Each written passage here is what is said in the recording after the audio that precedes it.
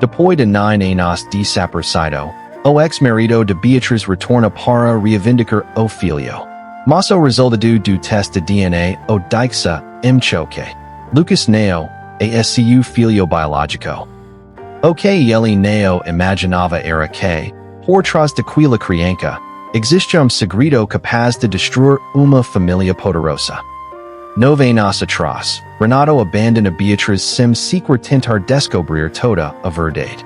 9 anos depois, ele retorna decidido a reencontrar o filho que acreditava ser seu. Mas tudo muda quando o teste de DNA revela que Lucas Neo tem nenhum vínculo biológico com ele. E, enquanto a verdadeira origem do menino comica a vir à tona, Beatriz precisa enfrentar homem poderoso que quer levar Lucas para dentro de sua família.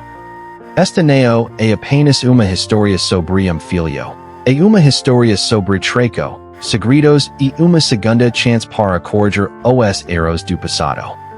O porteio de ferro azul da escola municipal Jardim das Acacias abria às 11h45 todas, as sextas-feiras, e Beatriz Cavalcante sabia disso de cor. Assim como sabia o nome de cada professora do segundo ano, o dia em que a cantina servia frango com quiabo, e o jeito exato que Lucas inclinava a cabeça quando estava pensando, algo que Neo sabia como perguntar. 9 anos de atenção absoluta ensinavam essas coisas. 9 anos sozinha ensinavam ainda mais. Ela estava encostada no carro, a bolsa de couro gasto pendurada no ombro. O celular na mão sem realmente olhar para a tela, quando sentiu. Neo viu primeiro, sentiu. Uma pressão estranha no ar, como antes de tempestade, como quando algo está prestes a mudar de forma irreversível e o corpo sabe antes de mente concordar. Ela olhou para a esquerda. Renato Cavalcante estava do outro lado da rua. 9 anos. Ele estava de terno cinza, sem gravata, os cabelos pouco mais curtos do que ela lembrava, ou dois brancos nas temporas que Neo estavam lá antes. Mais largo nos ombros, talvez. Mais cansado nos olhos, com certeza. Mas era ele, inconfundivelmente ele, e ele estava olhando diretamente para o porteio azul com uma expressão que Beatriz reconheceu como golpe no estômago. Era a expresso de quem se preparou para momento e ainda assim Neo estava pronto. Ela atravessou a rua antes que o porteio abrisse. Os passos dela eram rápidos, controlados, e quando chega perto o suficiente para falar sem gritar, parou. Dixu a metro e meio de Calcata entre eles, distância de negociação, distância de recusa. Renato, ela disse, e a própria voz se surpreendeu, porque saiu plana, sem tremor, como se ela estivesse comentando o tempo. E ele se virou. Por segundo, apenas ela viu algo atravessar o rosto dele, algo que Neo conseguia nomear e Neo quis tentar. Depois ele disse, Bia, nenhuma camava de Bia há 9 anos. Você Neo devia estar aqui, ela disse. E eu sei? E ele Neo se moveu. Neo tentou se aproximar. O que ela anotou como ponto a seu favor, pequeno, insuficiente. Mas eu estou. Como você sabe o nome da escola? E ele Neo respondeu de imediato. Havia uma barraquinha de pastel na esquina, o oleo quente cairando forte na tarde de marco, e uma criança de uniforme amarillo passou correndo entre eles sem prestar atenção nenhum dos dois. Beatriz Neo desviou o olhar de Renato. Contra de alguém, e ele disse por fim. 3 meses atrás. 3 meses. Ela processou isso. Enquanto ela estava levando Lucas para a natação as turcas e cordas, enquanto estava fazendo hora extra no escritório de contabilidade, enquanto estava escolhendo o biuelo de aniversário de 8 anos do filho, Renato tinha alguém seguindo. Fotografando, anotando. Você Neo tem esse diário, ela disse. Ele é meu filho. As palavras caíram entre eles como algo que Neo podia ser recolhido. Beatriz sentiu o queixo endurecer. Havia uma resposta exata para isso, Uma resposta que ela carregava ha quais nove anos como uma pedra dentro do peito. E neo era o momento certo para solta la neo na frente da escola. Neo antes de buscar Lucas. Você neo está pronto para saber a verdade, ela diz. Renato franziu a testa. Que verdade? Ele é meu filho, Beatriz. Eu tenho o direito. Você abriu mão dos seus direitos quando pegou a mala e saiu de casa. A voz ainda era plana, mas algo por baixo havia esquentado, como brasa coberta de cinza. Você pode ligar para o meu advogado. O número está no mesmo que eu mandei há 8 anos quando pediu divórcio. Você lembra? Quando assinu sem nem perguntar como eu estava? O rosto dele ficou imóvel. Ela viu o impacto. O portão azul abriu. Beatriz se virou. Lucas saiu entre grupo de crianças com a mochila do homem aranha torta as costas e tinta azul no cotovelo direito. E quando viu a mãe, o rosto dele abriu sorriso que era a coisa mais simples e mais bonita do mundo. E ele caiu. Ela se abaixo na metade do caminho e o abriu forte, sentindo o peso familiar dele contra o peito, o cairo de giz e suor de criança. May, a professora Dixo eu pintar o mural inteiro, Lucas diz, erguendo o braço para mostrar o cotovelo. Tucano. Fica bonito? Fica lindo, ela diz, e era verdade. Foi quando Lucas olhou por cima, do ombro de May. Ele era assim, Lucas. Observador, cuidado dom jeito que neo era timidez mas atencao. Os olhos dele. Verde escuros e ligeiramente amendoados de uma forma que neo combinava exatamente com Beatriz com nenhuma foto que ela tinha de família de Renato. Fizeram no homem de terno cinza na calcada com a curiosidade derrida que, so crianças de 8 anos conseguim, ter sem constrangimento. Quem é esse homem, me? Ninguém que você precisa conhecer hoje, Beatriz diz. Se levantando e colocando a mão no ombro do filho com parecia livre mas firme. Vamos. Ela neo olhou para Renato a o passar. Mas sensuo olhar dele na nuca o tempo todo. Entrar no carro. Fechar a porta. Dobrar a esquina. Naquela noite, depois do jantar de macareo com molho de tomate que Lucas ajudou a mexer e do banho e de história, de cavaleiro que tinha medo de cavalos mas aprendia a andar assim mesmo. Quando ela foi apagar a luz do quarto, ele perguntou, "Me, aquele homem de hoje é meu pai?" Beatriz ficou parada na soleira por 3 segundos que pareceram bem mais longos. Por que você pergunta? Lucas puxou o cobertor o queixo. Porque ele fica me olhando do jeito que, as mais além quando a gente faz alguma coisa, e elas ficam com vontade de correr mas neo choram. Ela apagou a luz. Dorme, meio bem. Neo era uma resposta. Os dois sabiam disso. Mas Lucas era filho dela, e filhos de mulheres que sobrevivem sozinhas aprendem cedo, que algumas perguntas têm ora certa pareceram feitas, e ora errada, e que reconhecer a diferença é tipo de amor. Beatriz fechou a porta do quarto e fica de costas para ela no corredor escuro por longo tempo.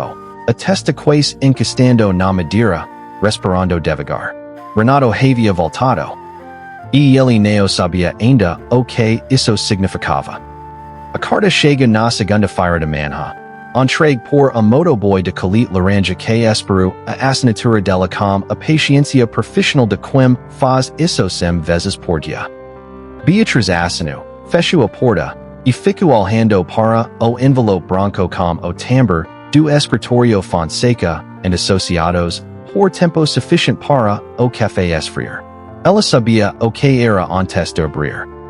O pedido de reconhecimento de paternidade e regulamento de visitas estava redigido em linguagem jurídica clara e pouco Johnny, como essas coisas sempre são. Renato requeria exame de DNA e, caso confirmada a paternidade, regime de convivência quinzenal com o menor identificado como Lucas Cavalcante, 8 anos. Havia prazo de 15 dias úteis para a resposta. Beatriz dobrou o papel com cuidado, coloco de volta no envelope, e foi terminar o café. Ligo para sua advogada, as 8:30. Dra. Fernanda Pires era pequena, usava óculos de aro vermelho, e tinha a voz de quem já viu tanto drama familiar que nada mais a surpreendia, o que era exatamente o que Beatriz precisava. Ele pode pedir o DNA, Fernanda disse ao telefone, sem preâmbulo. Diarito dele. A pergunta é, você quer contestar ou facilitar? Facilitar, Beatriz disse. Silencio brief. Você tem certeza? Tenho. Outro silencio, mais longo. Fernanda era boa o suficiente para neo perguntar.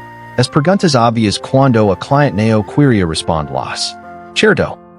Ente o intro contado com o escritório dele e marquemos a coleta. Deve demorar uns 10 dias úteis para o resultado. Perfeito. Beatriz desligou, olhou pela janela de cozinha para o vaso de manjerico no parapeito e pensou, 10 dias. 10 dias para que o mundo de Renato comece a desmoronar da jeito que ela neo havia escolhido, mas neo podia mais evitar. O problema neo era o DNA. O DNA era apenas a primeira pedra. O problema era o que vinha depois. Ela havia passado 8 anos meses construindo uma vida à prova de perguntas. O apartamento de 2 quartos em Pinheiros. O emprego na Conable Moreira onde era a melhor analista que eles tinham e todos sabiam mas, so alguns diziam. A rotina de Lucas na escola, Natal, ENAS, tardes de sábado no parque, do Ibirapura com cachorro quando pipoca. Uma vida pequena e inteiramente sua, sem buracos por onde o passado pudesse entrar. Renato havia encontrado o buraco.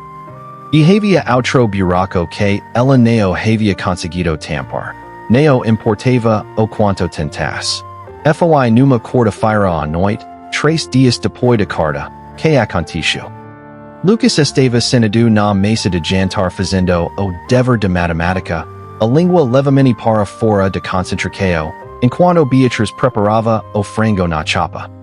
A televisão estava ligada no canal de notícias no volume baixo, mas por habito que por interesse, quando o apresentador menciona o nome Vidal incorporacos number contexto diffuseo empresarial, e Beatriz, como mal ainda na espátula, neo fez nada que pudesse ser interpretado como reaqueo.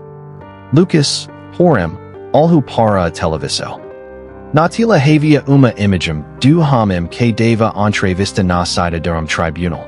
Marcos Vidal, 62 anos, cabelos completamente brancos e bem cortados, ombros largos, olhos verde escuros ligeiramente amendoados sob sobrancelhas espessas.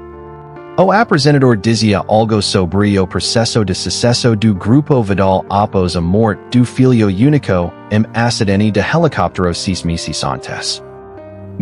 Lucas disse, com aquela voz de quando ele estava processando algo e neo sabia, o certo o que era. Esse homem Paris comigo. A espátula raspou no fundo da frigideira. Neo Paris, Beatriz disse, e a voz saiu a meio tom mais alta do que devia. Lucas inclinou a cabeça. Olhou para a TV, olhou para me. Os olhos dele são iguais aos meus. A professora Carmenha falou que eu tenho olhos que neo parecem de ninguém de família. Você falou que era arranca de algamavo. A arranca de algamavo, Beatriz repetiu. De qual avo? Lucas. Ela se virou. E o tom era firme o suficiente para encerrar o assunto sem ser duro o suficiente para machucá-lo. Termina o dever. E ele terminou o dever. Mas antes de dormir, Beatriz fica na sala com o notebook aberto, buscando notícias sobre Marcos Vidal com o volume do coração na garganta. O filho, Eduardo Vidal, tinha marido 5 meses e 20 dias atrás. O helicóptero havia caído number trecho de mata no interior de São Paulo durante uma viagem a uma fazenda. Neo havia sobreviventes. Marcos Vidal, segundo as fontes, havia entrado em reclusão imediata e emergido apenas para questos inediáveis do grupo.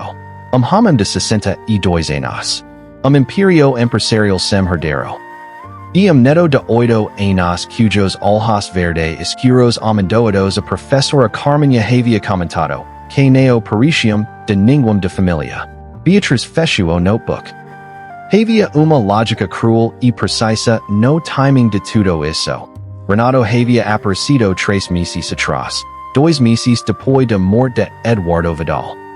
Ela não sabia se era coincidência ou se havia algo que ela ainda não enxergava. Mas sabia, com a certeza fria de quem sobreviveu a coisas que quebravam outras pessoas, que o período de 10 dias para o resultado do DNA era luxo que ela talvez não tivesse. Naquela mesma noite, sem que Beatriz soubesse, hamim de terno escuro entre number seda preto estacionado a 2 quadras do SCU preju, tirou o celular do bolso, e digitou uma mensagem de 3 palavras para número que não tinha nome salvo. Ela ainda não sabe. A resposta veio segundos. Mantenha distância por enquanto. O resultado chega numa quinta-feira às 14 horas e 16 minutos, por e-mail, para a DRA. Fernanda Pires, que ligou para Beatriz imediatamente sem preâmbulo, o lado chegou. Excluso de paternidade. Índice de probabilidade 0,0. Renato não é o pai biológico de Lucas. Beatriz estava no banheiro do escritório quando atendeu. Ela se olhou no espelho por longo segundo depois de desligar.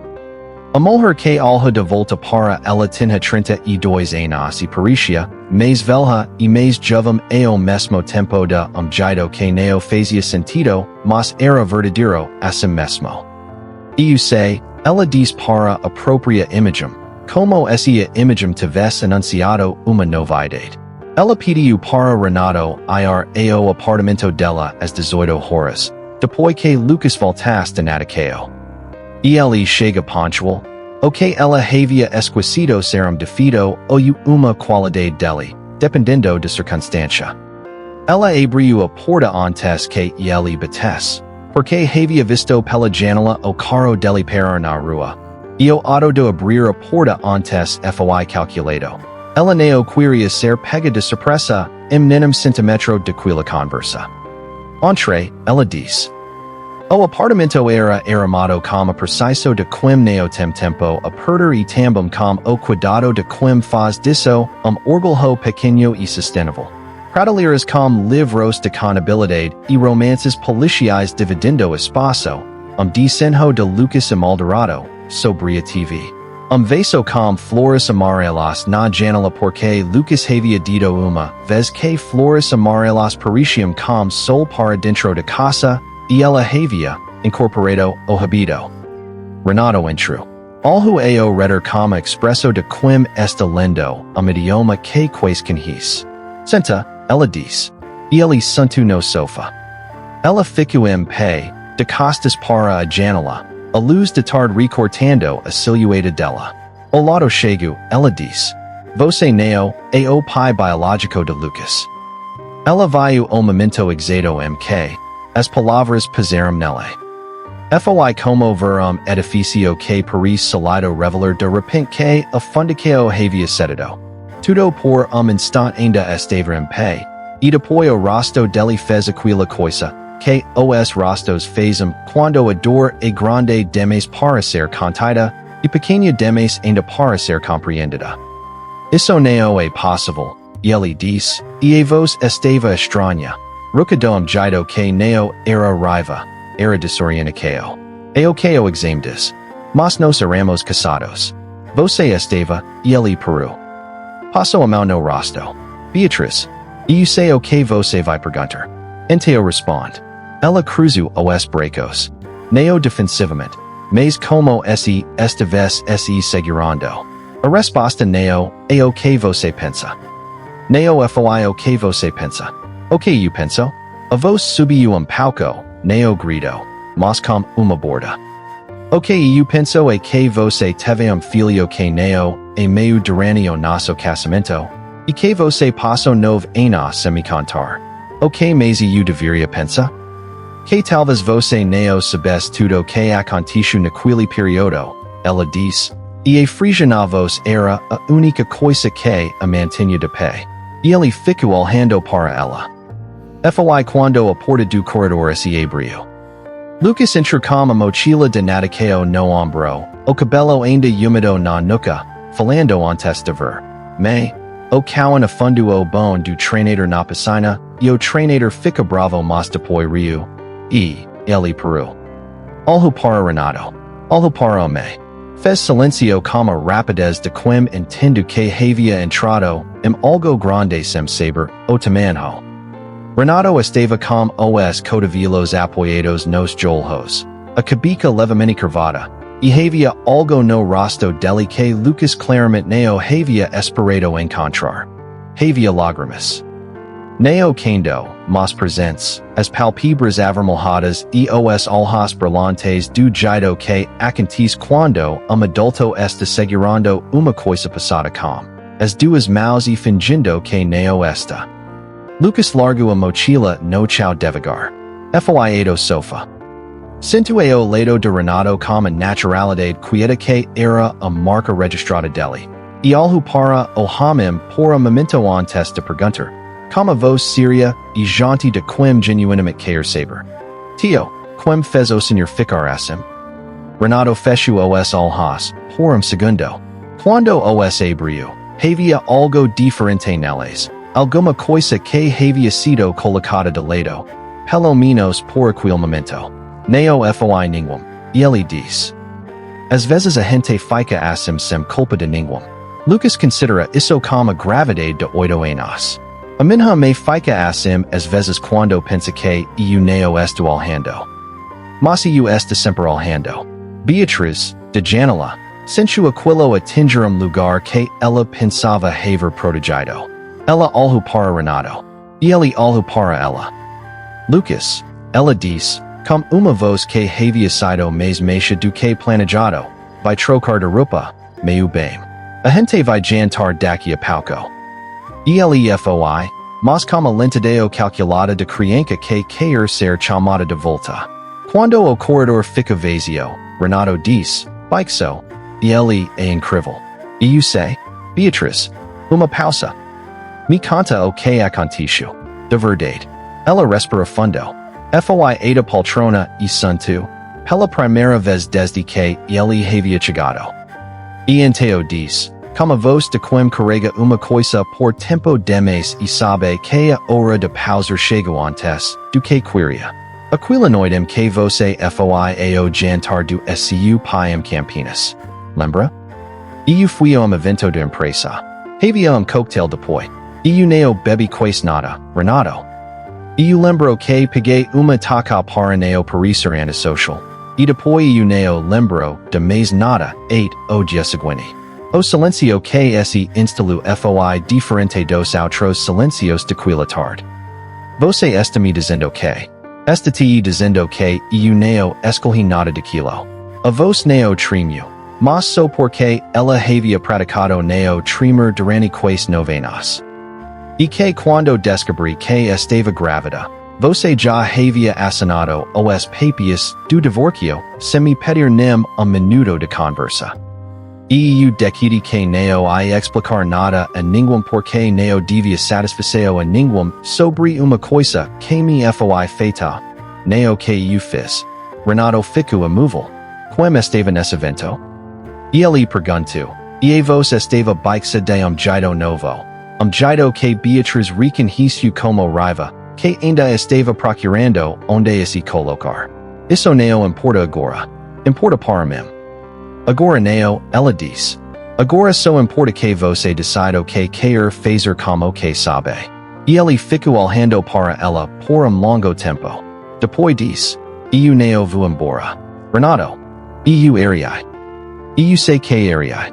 Você não precisa me perdoar agora nem nunca.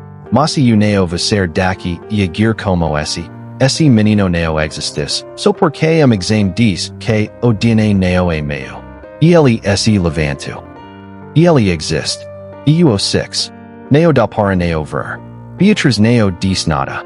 Do corredor, o som do Lucas canrolando algo enquanto trocava de roupa chegou à sala, livre completamente inconsciente de tudo.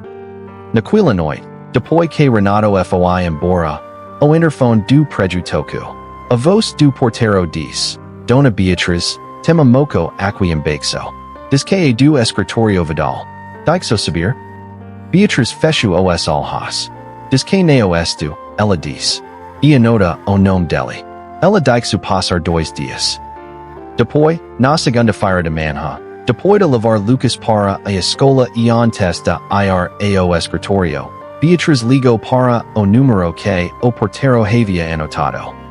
Atendo uma voz feminina, secretária, que diz que o Sr. Vidal gostaria de agendar uma reunião pessoal. Beatriz diz que preferia local neutro, neo o escritório Vidal, neo o apartamento dela. A secretária sugeriu café no hotel. Beatriz contra-sugeriu escritório de advocacia allegado por hora no centro, o tipo de lugar sem história e sem testemunhas que neo façam paredes. Eles se encontraram na quarta-feira, às 10 da manhã. Marcos Vidal era, em pessoa, uma presença que ocupava o espaço de uma forma diferente de Renato. Renato era presença de peso, de volume. Marcos Vidal era presença de temperatura, do tipo que baixa quando ele entra. 62 anos, cabelos completamente brancos, bem posto number terno azul escuro, que havia custado, mais do que o aluguel do apartamento dela por 3 meses. Os olhos verdes, quando pisaram nela, tinham a qualidade de quem passou décadas olhando para coisas e calculando quanto valiam. E ele puso os olhos verdes dela nela. Ela sentiu o enjoo familiar e o engoliu. Beatriz, e ele disse, como esse o nome faz uma peca number tabuleiro.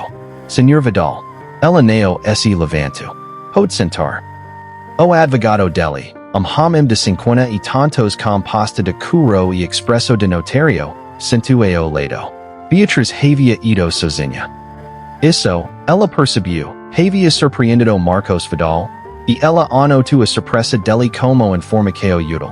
E ele havia esperado que ela chegasse com reforço, o que significava que e pensava que ela ainda estava com medo. 9 anos atrás, e ele teria estado certo. Você derido, Marcos diz. O tempo de todos não se valioso. Concordo, ela diz. Enteo se derido. E ele abriu levemente, as mãos sobre a mesa, gesto de pessoa que está acostumada a parecer razoável enquanto neoa. E o perdi meu filho, outubro. Eduardo era o único herdeiro do grupo Vidal. Há questões de sucesso que precisam ser resolvidas antes, que o conselho tome decisões que eu não posso controlar. Entendo sua situação, Beatriz diz. Não entendo o que ela tem a ver comigo. Tem a ver com o seu filho. O silencio que se seguiu foi o tipo de silencio que nenhuma das duas pessoas finge que não sabe exatamente do que está sendo falado. Lucas é meu filho, ela diz. Lucas é meu neto. As palavras saíram calmas, medidas, como alguém que pratica dizer isso é natural. E eu tenho os resultados de exame particular que confirma a compatibilidade genética. Commissionei há 14 meses, quando soube da existência do menino. Beatriz processou isso. 14 meses. E ele sabia há 14 meses, e havia esperado. Havia esperado a morte do filho para agir. O que você quer? Ela perguntou. Quero formalizar o vínculo, e ele diz. Registro, reconhecimento de paternidade póstuma, via DNA do filho falecido, inserção do menino na linha sucessória do grupo Vidal. Uma pausa. Troca. Eu oferico uma compensação financeira substantial, cobertura de educação integral e de maioridade, e ausência completa de minha parte de vida cotidiana de vocês. Você continuaria sendo a mãe. Lucas continuaria sendo Lucas. Apenas como sobrenome, mas e futuro diferente. Beatriz olhou para ele por longo momento. Depois disse, não. Marcos Vidal não muda de expresso. Beatriz, eu entendo que. Não entendo nada, ela disse, e pela primeira vez a voz havia mudado de temperatura. Não grito. Mas onde antes havia sido concreto. Você sabe o que aconteceu naquele evento, Sr. Vidal? Você sabe por que o foi você que organizou o foi alguém que trabalha para você. E você ficou 14 meses usando isso como cartão na manga enquanto esperava o momento certo. A primeira rachadura no rosto de Marcos Vidal foi pequena, quase imperceptível. O advogado ao lado dele neo esse mexo. Você está fazendo uma acusação séria, Marcos diz. Está fazendo uma observação, ela diz. A acusação dixo para o Ministério Público. Marcos Vidal se inclinou levemente para frente. A temperatura de sala caiu e mesmo grau. Você neo tem provas. Neo tenho ainda, ela diz. Mas tenho tempo. E tenho a história de uma mulher que foi drogada num evento corporativo e fica grávida. E tenho exame de DNA que coloca seu filho morto como pai biológico. E tenho juiz que vai achar muito interessante o timing de tudo isso quando apresentar a linha do tempo. Você vai destruir o futuro do seu próprio filho fazendo isso, e ele diz. E havia algo diferente na voz agora. Menos calculado, mas nu. E ele pediria ter tudo. Educaco, patrimonio, nome. E ele tem nome, ela diz. Se levantando. Cavalcante. É suficiente. Ela pegou a bolsa. Foi quando a porta do escritório se abriu. Renato estava ali. Ela não havia escutado a porta antes porque a sala tinha isolamento acústico. E o rosto dela, pela primeira vez naquela manhã, revelou algo que não havia planejado revelar. Surpresa genuína. Renato estava com a expresso de quem passou a última hora vindo e ainda está processando o que isso significa para tudo, que ele pensava saber. Renato, ela comecou. E ele diz. A voz estava diferente das outras vezes, mas funda de alguma forma, como se havesse chegado a algum lugar depois de muito caminhar. E estava do lado de fora. A porta não estava completamente fechada. E ele olhou para Marcos Vidal. E me chamo Renato Cavalcante. Fui casado com Beatriz. E tenho algo que pertence a você. E ele abriu a pasta que carregava e tirou envelope. Marcos Vidal olhou para o envelope com os olhos verdes, que eram iguais aos do neto que ele nunca havia conhecido direito. O que é isso? O advogado de Marcos perguntou. Relatório de investigação interna que o escritório jurídico da família Cavalcante comissionou 9 anos atrás, Renato diz. E havia algo na voz dele que Beatriz reconheceu. Algo que ela havia esquecido que existe nele. A voz de quando ele havia decidido completamente. Na época, meu pai era parceiro minoritário de uma incorporadora que estava em processo de aquisição pelo Grupo Vidal. Havia irregularidades no processo.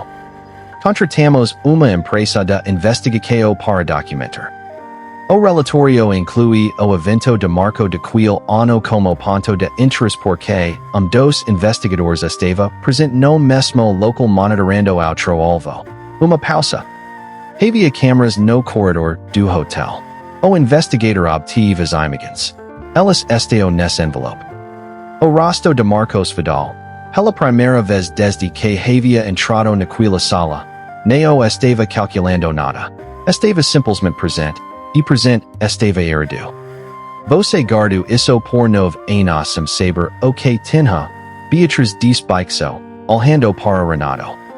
E guardei porque o escritório do meu pai falhou antes de qualquer processo ser aberto, e não sabia o que fazer com material de investigação de uma empresa que não existe mais, e ele disse. E só entendi o que tinha quando você me disse o que aconteceu naquela noite. E ele olhou para ela. E havia naquela morada peso que não era só culpa. Era algo mais complicado que culpa. Era o reconhecimento de alguém que tem finalmente o demanho do que perdeu. E devia ter estado lá. E devia ter ficado. E não fiquei. E não posso desfazer isso. Mas posso fazer isso agora. Marcos Vidal olhou para o advogado. O advogado alhu para aposta fachada, sobre a mesa. O que vocês querem? Marcos perguntou. E era a primeira vez que o plural havia aparecido na voz dele. O reconhecimento involuntário de que havia dois do outro lado de mesa agora. O que eu quero você não pode me dar, Beatriz disse. Mas o que você vai fazer é retirar qualquer ação legal relativa ao meu filho. Assignar termo de neo aproximação, que minha advogada vai enviar ao seu escritório da manhã. E nunca mais aparecer na vida de Lucas sem que ele mesmo, quando for adulto e puder decidir por conta própria, solicite. E esse eu não decidir? Então o envelope vai para o Ministério Público, para três jornalistas que a minha advogada conhece pessoalmente, e para o Conselho do Grupo Vidal, que vai achar muito interessante descobrir que o patriarca da empresa tem passado que inclui isso. Ela alhu para ele como os alhas que neo iram verdes como os dele, e neo iram amendoados como os dele, e neo deviam absolutamente nada a ele. A escola ASUA. Marcos Vidal ficou em silencio por longo tempo. A sala tinha aquele isolamento acústico que neo deixava entrar ninguém som da rua. E por isso o silencio era absoluto e preciso. Eu preciso de tempo para consultar meu advogado. E ele diz por fim. Você tem 8 sexta-feira, Beatriz diz. Ela saiu primeiro. Renato a seguiu. No corredor, ela parou antes do elevador e se virou para ele. E havia algo no rosto dela que não era agradado porque era mais complicado que isso. Era a expresso de uma pessoa que construiu uma fortaleza inteira para não precisar de ajuda, e que acabou de receber ajuda, e não sabe exatamente como respirar com isso. Você sabia que eu estaria aqui? Ela perguntou. Fernanda me disse onde era a reunião, e ele disse. Não o que ia acontecer. Por que você veio? E ele ficou olhando para ela por momento. Porque eu devia estar lá 9 anos atrás quando você precisou, e não estava. Essa era a única segunda chance que eu sabia como aproveitar. O elevador chegou. Os dois entraram. As portas fecharam. Beatriz fica de frente para as portas metálicas e disse, sem olhar para ele. Você sabe que o DNA. Eu sei o que o DNA diz, e ele disse. E eu sei o que eu six quando aquele menino santo ao lado de mim e pergunta quem tinha me machucado. Uma pausa. DNA não é a única forma de ser pai, Beatriz. As portas abriram notário. Do lado de fora, a São Paulo de Marco estava barulhenta e completamente indiferente ao fato de que duas pessoas haviam acabado de mudar de posição no mundo, e que a menino de 8 anos, que ainda não sabia de nada estava na escola aprendendo fracos e esperando que sua me fosse buscá-lo às 11h45 como sempre. Havia ainda coisas que precisavam ser resolvidas. Havia preso 8 sexta-feira. Havia uma criança que havia feito uma pergunta, que ainda não tinha resposta completa. Mas pela primeira vez em muito tempo, Beatriz não estava carregando tudo sozinha. Ela ainda não sabia exatamente o que fazer com isso. Marcos Vidal não respondeu quinta-feira à tarde. A resposta chega não pelo advogado dele, mas por uma ligação direta para o celular de Beatriz, o que ela toma como primeiro sinal de que ele havia entendido a geometria da situação. A voz dele estava diferente do escritório alugado, menos construída, mais velha. Eu preciso de uma reunião presencial, e ele disse. Com você e como advogado que está representando os seus interesses. Apenas para esclarecer os termos. Minha advogada vai entrar em contato, ela disse. O prazo continua sendo sexta-feira. Entendido. Ela desligou e ficou olhando para o celular na mão por momento antes de mandar mensagem para Fernanda. Ele quer reunião para discutir termos. A cita, mas exige presença física dele e do advogado no seu escritório. Não em lugar escolhido por eles. Fernanda respondeu em 2 minutos, recebido. Amaña as quators horas. Eu cuido. O escritorio de Fernanda Pires ficava number edificio de vidro na Brigadeiro Luis Antonio, decimo segundo andar, com vista para a avenida, e uma sala de reuniões que cairava a café forte e a seriedade específica de quem cobra porta e neo desperdica minuto. Beatriz chegou às 3:45. Renato já estava lá, sentado como envelope do investigação na pasta sobre a mesa, e ela nota que ele havia trocado o terno cinza por azul, o que era irrelevant mas que ela notou assim mesmo. Fernanda serviu água e neo serviu conversa informal. Marcos Vidal chegou às 14:02 minutos com o advogado de Curo e segundo homem, que foi apresentado como consultor de relações corporativas, o que Fernanda imediatamente e educadamente informou que neo era uma presença necessária na reunião, e o consultor saiu sem discussão. Primeiro pano para o lado de Beatriz, e os três sabiam disso. Marcos sentou do outro lado de mesa longa, e ele tinha a aparência de quem neo dormia bem, o que era uma informação. Vou ser transparente, e ele cômico. Por favor, Fernanda disse, com tom que significava que ela estava cronometrando. Eu neo tive participaco direta no evento de Marco de 9 anos atrás. As palavras serão medidas, cada uma com o peso de alguém que havia consultado advogado sobre cada sílaba antes de pronunciá-la. O que eu sub depois, sub por terceiros, e a minha omissão relação a Beatriz foi uma fala moral de qual eu vivo com as consequências. Fala moral é uma forma de descrever, Fernanda disse. É a forma que eu uso, e ele respondeu, sem perder o compasso. Mas quero que fique claro, quem opero aquilo foi meu diretor de relações externas do Apoca, Silvano Roque, por conta própria, dentro de uma estratégia que eu havia autorizado, em termos de rei mas neo nos detalhes específicos que ele implementou. Pausa. Silvano foi demitido 8 anos atrás por questões neo relacionadas. E ele está disponível para prestar depoimento, se necessário. Beatriz olhou para Fernanda. Fernanda olhou para Beatriz. Ele está disponível porque vocês já conversaram com ele, Renato disse, de cadeira ao lado de Beatriz. Marcos neo negou. Eu neo vim aqui para travar embate que nenhum dos lados vai ganhar de forma limpa, e ele disse. Vim porque quero propor algo diferente do que propus antes. Escutamos, Fernanda disse. Reconhecimento voluntário e privado do vínculo biológico, sem inserção imediata na linha sucessória, sem alteração de nome, sem contado que Lucas neo solicite. E ele abriu levemente as mãos, o mesmo gesto de pessoa razoável, mas desta vez havia algo diferente por baixo, algo que Beatriz, com 9 anos de prática lembrou que, as pessoas escondem, identifica como perda genuína.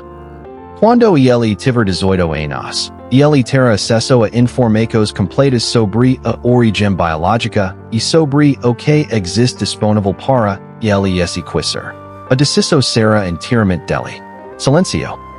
O Silvano Roque presta depoimento formal perante autoridade competente sobre o evento de Marco. Fernando adiciona, sem erguer os olhos dos papias à frente dela, como se estivesse lendo algo que já havia escrito. A mandíbula de Marcos Vidal apertou. O advogado ao lado dele fez movimento livre, abordado antes de ser completo. Isso expô minha empresa processo criminal, Marcos disse. Expô o Silvano Roque, Fernanda disse. Que, como o senhor mesmo acabou de dizer, neo trabalha, mas para o grupo Vidal há 8 anos. O que o senhor decide fazer com essa informação, em termos de suporte jurídico, a ele é uma questão separada. O silêncio que se seguiu foi diferente. Era o tipo de silêncio, em que uma pessoa calcula e neo encontra o número que queria. E ele vai depender, Marcos disse, por FIM. Beatriz sentiu algo se solta em algum lugar dentro do peito que havia estado apertado, tanto tempo, que ela havia esquecido que era apertar. Tem mais uma condição, ela diz, e todos olharam para ela, incluindo Renato. Lucas nunca vai saber dessa reunião. Neo agora. Se dia ele descobrir quem é o avô biológico, vai descobrir por escola, neo porque alguém decidiu por ele. Você neo aparece na escola, neo manda presentes anônimos, neo faz nada que chegue a ele sem passar por mim primeiro. Quando ele tiver idade para decidir, eu conto a verdade. Toda a verdade, inclusive a parte que neo te favoris. Marcos Vidal algo para ela por longo momento. E enteo fez algo que ela neo havia esperado. Ele ascencha como cabica, movimento pequeno mas completo, sem qualificação. Aceitável, ele diz. Fernanda começou a redigir os termos no notebook a sua frente. Os dedos no teclado rápidos e precisos. O advogado de Marcos se inclina para ler junto. A reunião havia encontrado seu fundo. Mas enteo Marcos diz, sem olhar para a advogada, olhando para Beatriz, ele tem os olhos do meu filho, do Eduardo. A voz havia mudado, saído da armadura, o que era perigoso de uma forma diferente porque era real. EU6 numa foto que meu investigador tirou. Aqueles olhos. Eu vim atrás disso porque era tudo que me restava do Eduardo. E eu sei que isso não justifica nada do que aconteceu antes. Eu sei? Mas eu precisava que você soubesse que não era só uma questão de herdeiro. Beatriz não disse nada por momento. Depois disse, eu sei que você perdeu o filho. E eu lamento isso. Mas Lucas não é uma substituição para Eduardo. Lucas é Lucas. E enquanto você não entender completamente essa diferença, a distância que está pedindo é a coisa mais saudável que pode existir entre vocês. Marcos assentiu novamente. Desta vez havia algo nos olhos verdes que não era cálculo. A reunião terminou às 15h40.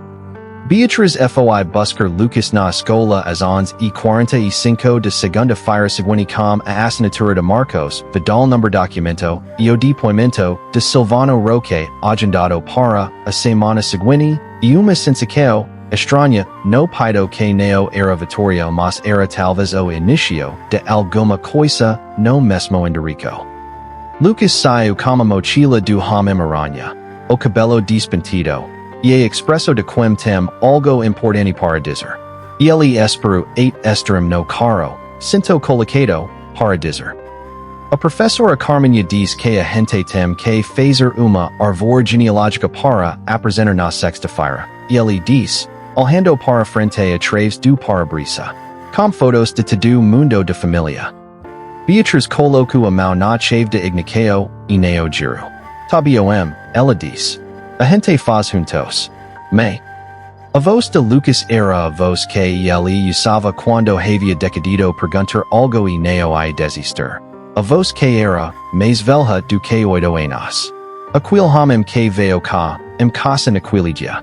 O Renato. Ele é meu pai? Beatriz ficou olhando para o para-brisa. Lucas, você não me conta as coisas, ele disse. E pela primeira vez havia uma borda na voz dele. Não raiva de criança que não conseguiu o que queria, mas algo mais serioso, mais ferido. E eu não sou bibi. E eu percebo quando você esconde coisa. E faz tempo que tem uma coisa grande que você tá escondendo. E eu fico esperando você achar que eu sou grande o suficiente para contar, mas você nunca aceita. Beatriz girou na cadeira para olhar para ele. Lucas tinha os olhos verde escuros amendoados que não vinham de nenhum lugar que ela havia conseguido explicar durante 8 anos. Caios de uma seriedade que ela havia colocado ali sem querer, por osmos, por 9 anos de criar filho com uma malsão. Você tem razão, ela disse. E ele piscou. Não havia esperado isso. E eu fizer do não te contar antes. Ela continua. E a voz estava firme mas havia algo diferente em baixo. Neo porque você não merecia saber. Mas porque eu ainda estava tentando entender como contardum jeito que não machucasse você. E fui levando, e você cresceu enquanto eu fui levando. O Renato é meu pai? E ele pergunta de novo. Neo de sang, ela diz. Mas tem coisas que sang neo determina. E tem coisas que eu ainda preciso te explicar quando você for pouco maior. Neo porque você não aguentaria agora. Mas porque merecem mais do que estacionamento da escola. Lucas ficou olhando para ela. Oito anos. Alhas que viam mais do que ela havia percebido. Mas o Renato, ele disse, mas devagar agora, ele gosta de mim? A pergunta era simples e absoluta e corta tudo o que havia ao redor dela. Eco que sim, ela disse. Eco que muito. Lucas voltou a olhar para frente. Fico quieto por tempo. O tipo de quieto que não é vazio. É caio. Ente o coloca ele na árvore, e ele diz. Se ele gosta de mim, ele pode ficar na árvore. Beatriz ficou olhando para o filho por longo momento. Depois girou a chave na ignição. Neo era perdeu, neo ainda, neo inteiramente. Mas era o tipo de coisa que abria uma porta que havia estado fechada há muito tempo. E a claridade que entrou era real. Na quinta-feira à noite, depois que Lucas dormiu com o sono salido e sem drama dos 8 anos, Beatriz subiu para o terraço do prédio com 2 copos de chá que esfriavam mais rápido do que ela bebia. Havia combinado com Renato que ele viria, porque havia coisas que precisavam ser ditas fora do apartamento e fora do horário que Lucas pediria abrir portas sem avisar. E ele chegou às 22 horas. O São Paulo de noite à volta deles era uma constelação invertida de janelas acessas e farwa na avenida lá embaixo, barulhento e vivo e completamente alheio ao que acontecia no terraço do 10º andar. Beatriz estava apoiada no parapeito com o copo nas mãos quando ele saiu pela porta do acesso. E ele ficou momento olhando para ela antes de se aproximar. E ela pensou que havia algo nessa hesitação que era diferente da hesitância dele antes. Menos calculado e mais real, menos estratégia e mais pessoa. E ele ficou ao lado dela no parapeito. Pegou o segundo copo de chá. Não disse nada por tempo razoável. O que ela aprecia porque havia muita coisa na paisagem para olhar e, às vezes, olhar junto para a mesma coisa é comigo suficiente. Como foi com Lucas? E ele perguntou, por fim. E ele me cobrou, ela disse. Com razão. O que você diz? Que eu iria. Que tinha coisas para contar. Que I esperar o momento certo. Uma pausa. E ele pediu para colocar você na árvore genealógica da escola. Renato fica quieto. Ela sentiu, mais do que viu, o impacto daquilo. Beatriz, e ele disse, depois de tempo, com a voz que havia ficado funda desde aquele dia no escritório allegado. E eu sei que não tenho o direito de pedir nada. E eu sei que o que eu fiz, ir embora sem perguntar. Assignar os papias sem sequer ligar uma vez para saber como você estava. Renato, eu preciso falar isso. Ela esperou. Eu fui covarde, e ele disse. Não por maldade. Por covardia mesmo. A mais simples, aquilo que acontece quando a gente não quer ver o que vai justificar. Minha família estava em crise. O escritório estava quebrando. Meu pai estava me pressionando. E eu escolhi o caminho que parecia mais fácil e eco que sabia que era o errado e fiz assim mesmo. Uma pausa longa. E você fica com tudo que sobrou. E eu fiquei com Lucas, ela disse. Não é a mesma coisa que sobras. Não, e ele concordou. Não é outra pausa. Posso ficar? Não do jeito que era antes. Da outro jeito. Do jeito que for possível. Do jeito que você achar justo, do ritmo que o Lucas precisar. Mas posso ficar? O Sao Paulo de Bixo man de uma buzina longa, e uma moto acelerando, e o som distante de alguém gritando o nome de outra pessoa, de uma janela para outra. Beatriz olhou para o copo de chá nas mãos dela. Você vai ter que perguntar para o Lucas, ela disse. E ele virou para ela. E eu já sei o que o Lucas disse sobre o arvor. E eu sei que você sabe. Ela também se virou. E havia algo no rosto dela que não era o rosto do escritório allegado nem o rosto de Calcata da escola. Era terceiro rosto. Mais antigo e mais novo ao mesmo tempo. O rosto de uma pessoa que está considerando uma coisa que tinha decidido não considerar mais. Mas ele tem que ser perguntado de verdade. Com as palavras certas. Por você. E você? E ele disse. Ela ficou olhando para ele por tempo suficientemente longo para que a buzina de Bixo tocasse duas vezes mais e a moto voltasse na direção contrária. E eu ainda preciso ver esse consigo, ela disse. Neo está pronta para dizer que consigo. Mas também neo está pronta para dizer que neo. Uma pausa. E depois de novo nós quando que precisava estar pronta para tudo antes de qualquer coisa começar. Eco que neo estar pronta, é o mais honesto que eu consigo ser. E ele ficou olhando para ela com uma expresso que ela não havia visto nele antes. O que havia visto mas havia esquecido que existia. A expresso de quem recebeu uma coisa pequena, que é na verdade enorme e sabe exatamente o que é. Tabiam, e ele disse.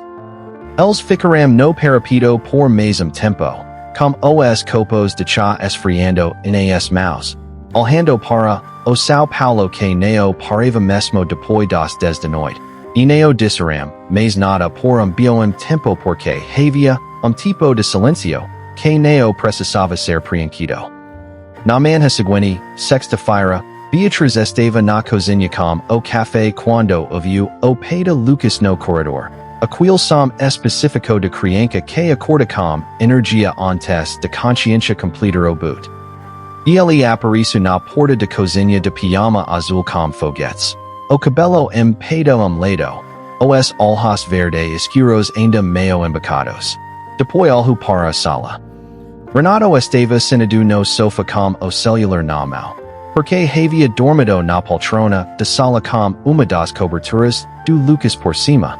Porque Beatriz havia dito você pode ficar mais pouco às 23 horas ele havia ficado, e os dois haviam continuado no terraco até meia-noite e depois ele havia dito que comava caro e ela havia dito que a poltrona estava disponível, sem grande cerimônia, como quem empresta guarda-chuva. Lucas ficou parado na porta da cozinha. Renato ergueu os olhos do celular. Os dois se olharam. E então Lucas atravessou a sala, sem dizer nada, sem fazer cerimônia, e jogou os bracos em volta do pescoço de Renato com a forca natural e pouco excessiva que crianças de 8 anos aplicam abracos. E ficou ali por tempo que foi suficiente para que Renato fechasse os olhos acima de cabeça dele e respirasse fundo, e que Beatriz, da porta da cozinha com a xícara de café nas mãos, olhas para os dois e sentisse que o lugar apertado dentro do peito que havia estado apertado por 9 anos. Havia finalmente começado, devagar e com cuidado, a abrir espaço. Não era final armado. Havia uma árvore genealógica que precisava ser montada para sexta de tarde. Havia depoimento do Silvano Roque semana que vem. Havia conversas que Lucas ainda precisaria ter quando fosse grande o suficiente. Havia hamim de cabelos brancos do outro lado da cidade, que havia assinado papel e talvez fosse honor, o que havia assinado e talvez não, e Fernanda Pires existia exatamente para quando ou talvez não acontecesse. Havia Renato, que havia errado do jeito real, e que havia voltado do jeito real, e que era o tipo de recomico que não permitia nada éxito, que não seria fácil, e que era assim mesmo. E havia Lucas, que havia pedido para colocar hamim na árvore genealógica porque aquele hamim gostava dele. que estava abracado naquele homem agora. E que neo precisava entender tudo para saber o suficiente. Beatriz bebeu o café. A manha de São Paulo entre pela janela com o sol de marco que sempre permite mais calor do que entrega, e o vaso de flores amarelas no parapito pegou a luz do amgido que as fez parecer, exatamente como Lucas havia dito uma vez, sol para dentro de casa.